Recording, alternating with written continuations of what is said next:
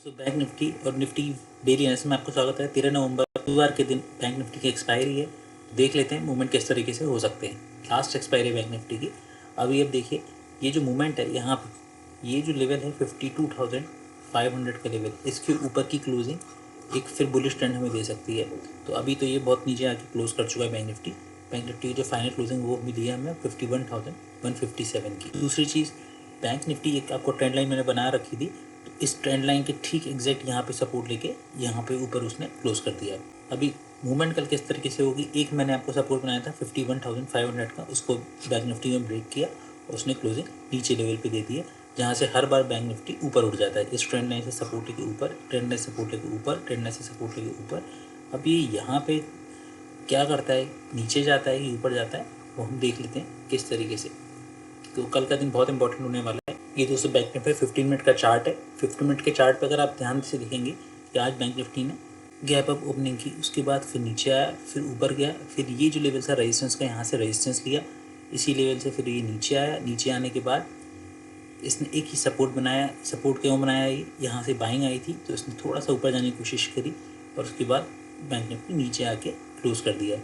अब इसका मतलब ये पता लगता है कि ये जो है अभी सेलिंग का मार्केट है, यानी कि यहाँ पे सेलर्स हावी हैं। एक चीज़ क्लियर हो गई, बाइंग नहीं है, क्योंकि ये जो है नलीफाई हो गया मूवमेंट, इसका मतलब सेलर्स हावी हैं। अब कल क्या होता है, अगर कल मान लीजिए यहीं पे ओपन होके ऊपर की तरफ जाता है, उसके बाद यहाँ से लौट आता है, इसका मतलब है ये नीचे की तरफ के लेवल खुल चुके हैं। क्योंकि ये बाइंग प्रीवियसली बाइंग जिस तरीके से दिखाता है उस तरीके से नहीं दिखा रहा है, इसलिए कल आपको सोच समझ के ट्रेड लेना है।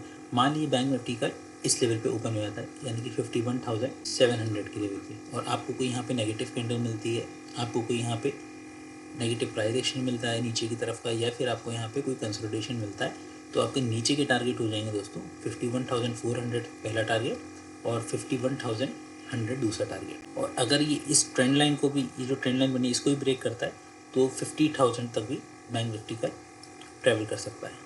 अब देखिए, बैंक निफ्टी अगर कहीं फ्लैट ओपन होता है इसी जोन में 51,000 की जोन में, और फिर आपको यहाँ पे कोई बाइंग कैंडल मिल जाती है शुरू के 5 मिनट्स में, तो आप यहाँ का नीचे का स्टॉप लॉस लगा के अप साइड का एक ट्रेड ले सकते हैं। पहला टारगेट होगा इसका 51,200, दूसरा होगा 51,500। हो सकता है ये ऊपर निकल जाए 51,800 पे, लेकिन क्योंकि सेलिंग का मार्केट है तो इतना बड़ा मूवमेंट एक्सपेक्ट करना ज़्यादा भी हो सकता है।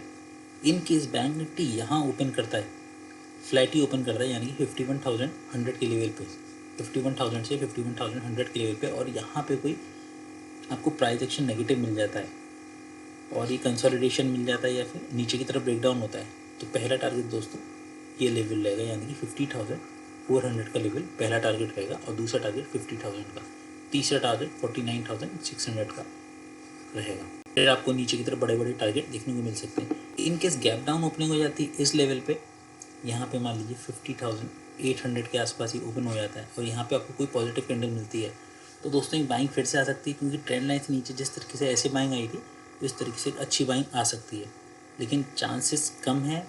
होप ट्रेड मत लीजिएगा। यहाँ पे कैंडल अगर हैमर भी बन जाए तो ये लेवल जो क्लोजिंग है ये रेजिस्टेंस का काम करेगा, हो सकता है बैंक निफ्टी यहाँ तक जाए, उसके बाद ये अपना जो लो ब्रेक करेगा तब आप नीचे का ट्रेड ले सकते हैं। गैप डाउन के केस में अपसाइड का ट्रेड बस क्लोजिंग प्राइस तक ही रखिएगा।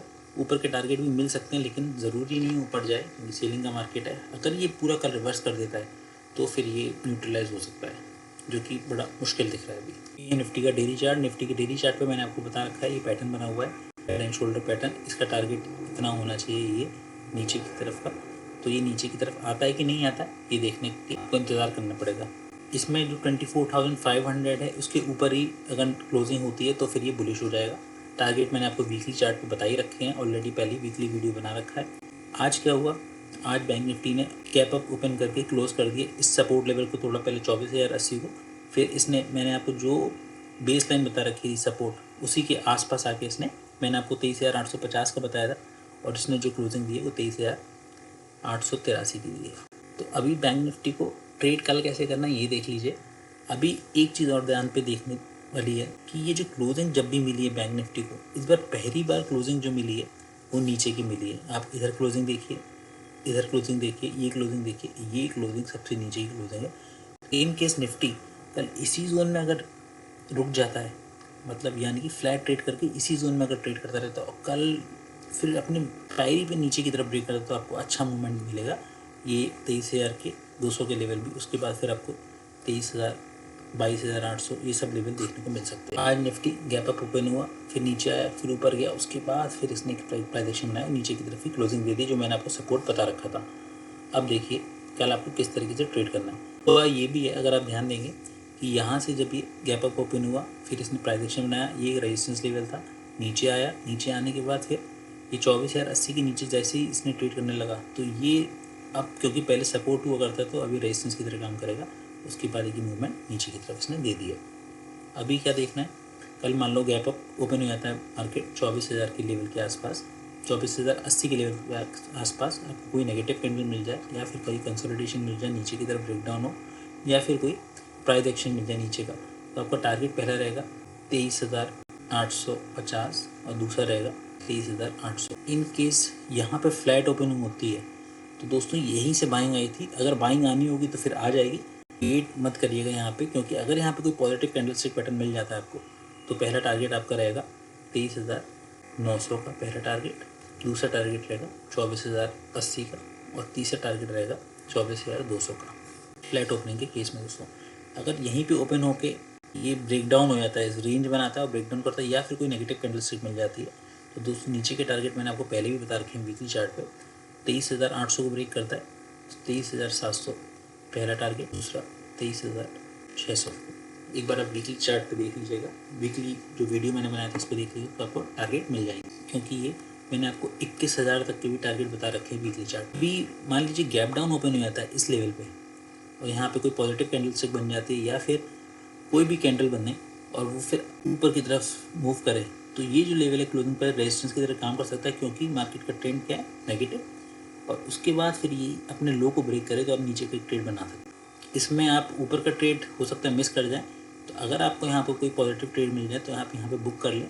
उसके बाद फिर नीचे अगर आप जाएंगे, यहाँ पे कोई नेगेटिव कैंडलस्टिक पैटर्न मिल जाए तो फिर आप नीचे का एक यहाँ का ऐसे लगा के नीचे का एक ट्रेड ले सकते हैं। दोस्तों बैंक निफ्टी के वीडियो में इतने, मिलते करें फिर नई वीडियो में। Good bye.